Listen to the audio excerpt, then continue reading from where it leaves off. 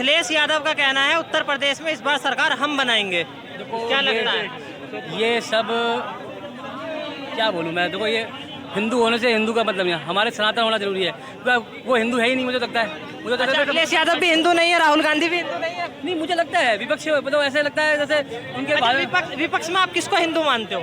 विपक्ष में मैं तो भाई मोदी से बेस्ट किसी को मानता नहीं हूँ। मोदी और योगी सबसे बेस्ट। पक्ष में हो ना आप, विपक्ष में किसको मानते हो? किसी को मानते नहीं है। केजरीवाल जी को नहीं मानते? केजरीवाल तो कंजड़वाल है बस, वो हमारी ही कास्ट का है। उसने जब गद्दी पे आ गया ना तो कहते राज भोग रहा है वो, अब वो सत्ता से उठ नहीं सकता चाहे कुछ भी हो जाए। वो सत्ता का भोग भोग रहा है, उससे चाहे पब्लिक कहीं मरे चाहे कटे चाहे कुछ भी हो। आपने बोला अखिलेश यादव को भी आप हिंदू नहीं मानते, तो आप हिंदू मानते किसको? राहुल गांधी को भी मानते। अखिलेश यादव से कोई दिक्कत नहीं है, ठीक है, यादव है, अपने आप को कृष्ण जी का वंशज कहते हैं। वंशज होने के बावजूद वो मथुरा से मस्जिद का मुद्दा नहीं सुलझा पाए इतने सालों में। इतने सालों में मंदिर के पीछे जो पार्क है झुनसा, उसको इन्होंने सील करवा रखा है। नाम आपने सुना होगा। हाँ। जो कार सेवकों को हत्या हुई इनके कारण, ठीक है, तो इसलिए मत बोलो, मुद्दे बहुत सारे हैं। मंदिर का मुद्दा तो सुप्रीम कोर्ट में पड़ा था ना, तो उसको अखिलेश यादव कैसे सुलझाते? वो तो सुप्रीम कोर्ट के अंडर था। अरे सुप्रीम कोर्ट में था तो ये गोली चलाने का मुद्दा सुप्रीम कोर्ट ने कहा था। बताओ, कार सेवकों के ऊपर गोलियां चला दो, सुप्रीम कोर्ट का ऑर्डर था। बताओ, इन्हीं के कान के नीचे, इन्हीं की आँख के नीचे गोलियां चल रही थी, और गोलियां भी ऐसी नहीं चल रही थी कि चलो वो बैठे तो मार रहा हूँ, घरों में घुस घुस के मारा। किसने? सुप्रीम कोर्ट का ऑर्डर था, हाई कोर्ट का ऑर्डर था, प्रधानमंत्री का ऑर्डर, किसका ऑर्डर था आप बताओ? तो ये जो मूर्खता जिन लोगों ने देखी है, जिनके घरों के सदस्यों ने अपनी जान दी है, वो जानते हैं। ये विपक्ष में रह के इनको सिर्फ कुर्सी प्यारी है, हमें बस कुर्सी से मतलब है। लोग तो आ रहे हैं जा रहे हैं, जो आया सो जासी, जो आया उसने जाना है, लेकिन वो नियम अनुसार जाना है अपनी आयु। लेकिन जबरदस्ती किसी को गोलियों से मार के आप मार डालो और कहो जी चला गया, निंदा कर दो, तो वो अच्छी बात नहीं है। अखिलेश यादव का कहना है कि हमने जितना स्टूडेंट्स के लिए किया है, हमने फ्री लैपटॉप बांटे हैं, हमने जो बालिका हैं उन्हें फ्री साइकिल बांटी है, स्कॉलरशिप दी है 20-20 हज़ार रुपये की। योगी जी ने कोई भी स्कॉलरशिप नहीं दी है, कोई भी योजना नहीं लाए हैं स्टूडेंटों के लिए। योगी जी ने 2014 आई थिंक जब उनका पहला इलेक्शन हो रहा था 2014 के बाद का, उन्होंने ये बोला था कि हम स्टूडेंट को टैबलेट देंगे और 1 GB डेटा फ्री देंगे, जो कि उन्होंने नहीं दिया है। क्या लगता है? देखिए, आपने लैपटॉप दे दिया, आपने साइकिल दे दी, लैपटॉप और साइकिल से उनका काम हो जाएगा? आप बताओ, उनके जीवन का क्या है? बदायूं में निर्मम हत्या हो जाती है 2 बच्चों की, ऐसा इससे पहले कितनी हत्याएं हो रही थी? बहन बेटियों के आए दिन पल्लू खींच दिए जाते थे, वो लैपटॉप लेंगी पहले अपनी इज्जत बचाएंगी। आतिक अहमद, मुख्तार अंसारी, ऐसे गुंडों को आपकी पार्टी में समर्थन मिलता था, गद्दी मिलती थी। ये लोग अगर आपके साथ उठे बैठेंगे तो वहाँ के लोगों का जीवन क्या होगा? आपके कार्यकाल के अंदर बदमाशी में, दंगई में नंबर 1 यूपी था, आज GDP में दूसरे नंबर पे आ गया। तो लैपटॉप काम ना आया, ना साइकिल काम आई, काम क्या आया बताओ उनके? वो तो अपने जीवन से गए। जिन माँ बाप ने अपनी बहन बेटियों की इज्जत लूटते हुए देखी होगी, वो लैपटॉप को चाटेंगे घर में रख करके? वो साइकिलों पे घूमने के लिए क्या हम यूपी से बनारस जाएंगे? बताओ। तो पहले तो वहाँ का कानूनी व्यवस्था ठीक करनी चाहिए थी, वो अखिलेश सरकार के अंदर कभी हुई नहीं। क्या लगता है, सही बोल रहे हैं? सही बोल रहे भाई, सही बोल रहे हैं। सही किस बात से बोल रहे हैं? आ जाइए, इधर आ जाइए, इधर आ जाइए। यूपी में आज भी रेप रेट्स उतना ही है जितना पहले था। बताओ नहीं कितना? गिरा। बताओ कितना था? आप पढ़िए ना। जहाँ तक मैंने पढ़ा है तो गहलोत सरकार में नंबर 1 राज्य में आ गया था बलात्कार के अंदर। इनको यूपी नजर आ रहा है। आज कौन सी लिस्ट में है? आज कौन सी लिस्ट में है? आज कौन सी लिस्ट में है ये पूछो। आप बताओ कौन सी है? मैं तो आपको बता रहा हूँ GDP में दूसरे नंबर पे है। आप रेप में बता दो कौन से नंबर पे है यूपी? GDP में यूपी दूसरे नंबर पे है। हाँ, सर्च करो भाई, नंबर 1 हाँ, और नंबर 1 होगा। तमिलनाडु को पछाड़ के सर्च करो, इसमें डालो यूपी कौन से नंबर पे। आप सर्च करिए, इतने इनसे क्वेश्चन ले लेते हैं। अच्छी बात है। एक बात मैं कहूँ, बिल्कुल नई बात, कि रेप एक ऐसा अपराध है, इससे कानून व्यवस्था को नापा नहीं जा सकता। रेप एक दूसरे ढंग का अपराध है। अगर आपको अपराध का कोई रेट लेना है तो हत्या का, मर्डर का, किडनैपिंग का, छिनतई का, इन सब का ले। रेप एक दूसरे ढंग की बात है। चलिए आतंकवाद के ऊपर बात करते हैं। हाँ, मैं कर रहा लोगों का, स्टूडेंट का जो सरकारी नौकरी की तैयारी कर रहे हैं, उनका सबका ये कहना है कि जो अग्निवीर योजना है वो सिर्फ स्टूडेंट को मारने के लिए बनाई गई है, उनका फायदे के लिए नहीं है। तो इस हिसाब से तो अगर स्टूडेंट को मारने के लिए बनाई गई है तो मेरे हिसाब से जो पहले भी सेना में जाते थे उनको यही बोलना चाहिए था, भाई हमारे को सेना में इसलिए भेजा जा रहा है मारने के लिए। अग्निवीर का जवान हो या सेना का कोई भी जवान हो, चाहे थल सेना हो, वायु सेना हो, अगर आतंकवादी हमले होंगे वो हमारे राष्ट्र की सुरक्षा के लिए, देश की सुरक्षा के लिए, वो पैसों के लिए, मुआवजे के लिए, सरकारी सुविधाओं के लिए नहीं बढ़ते होते। जिन लोगों के अंदर जज्बा होता है ना कुछ कर दिखाने का अपने देश के लिए, अपनी मातृभूमि के लिए, वो सेना को चुनते हैं। हमने क्यों नहीं चुनी? ये इतने भाई खड़े हैं हमारे, ये अंकल बुजुर्ग के, इन्होंने क्यों नहीं चुनी? क्योंकि हम लोगों में वो जज्बा है ही नहीं सर। वो कह रहे हैं कि हम चुनने को तैयार है लेकिन 4 साल के लिए नहीं। सर हमें देखिए, अब 4 साल के लिए नहीं, अगर इसका जमीनी स्तर पे आप देखोगे, इसका इजराइल कितना सा देश है, इतना सा, भारत कितना है, इतना। इजराइल के जब हमला चल रहा है, फिलिस्तीन, गाजा और हमास के साथ युद्ध चल रहा है, तो भारत के जिस जिस कोने में उनके अग्निवीर थे ना, सारे वहां पहुंच गए।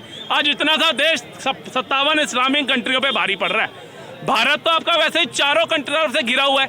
भगवान ना करे कल को आपदा आ जाए, जैसे चीन वहां इन्वेस्टमेंट कर रहा है पाकिस्तान में, कल का पता है। तो आपके घर से भी तो हर एक अग्निवीर निकलना चाहिए, या उस समय सेना को ही सारे अग्निवीर भर के परमानेंट कर देंगे। उसके बाद जो परमानेंट है, एक बात बताओ, जिस आदमी की आयु 45-50 वर्ष है वो सियाचिन पे चढ़ जाएगा या उसके अकॉर्डिंग 17-18 साल का लड़का या 20 साल का लड़का तेजी से चढ़ेगा? बताइए, जवाब ले लेते हैं। यही तो कह रहा हूँ सर। हम क्या करते हैं, चाहे कोई भी हो, हम भी जब राहुल गांधी जी का बयान सुनते हैं ना अग्निवीर को लेकर के, तो हम कहते हैं यार बात तो बंदा ठीक कर रहा है यार, 4 साल की नौकरी। फिर जब उसकी गंभीरता में जाते हैं, नेगेटिव भी सुनते हैं, पॉजिटिव भी सुनते हैं, दोनों को सुनते तो देखते हैं भैया कौन सही कह रहा है। अब उसमें उनकी बात ठीक है, सियाचिन के ऊपर चाइना कब्जा आज से नहीं कर रहा, नेहरू काल से कर रहा है।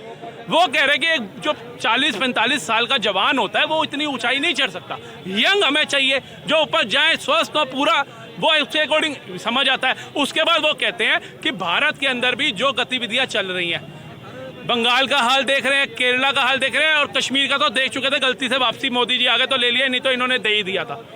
ये तो अच्छी बात है, मोदी जी ने वापसी ले लिया। तो हम तो भारत के खुद के अभिन्न अंग कटते हुए देख रहे हैं अपने सामने। आज से पहले सुन रहे थे पाकिस्तान इंडिया का मैच होगा, बड़ा मजा आएगा।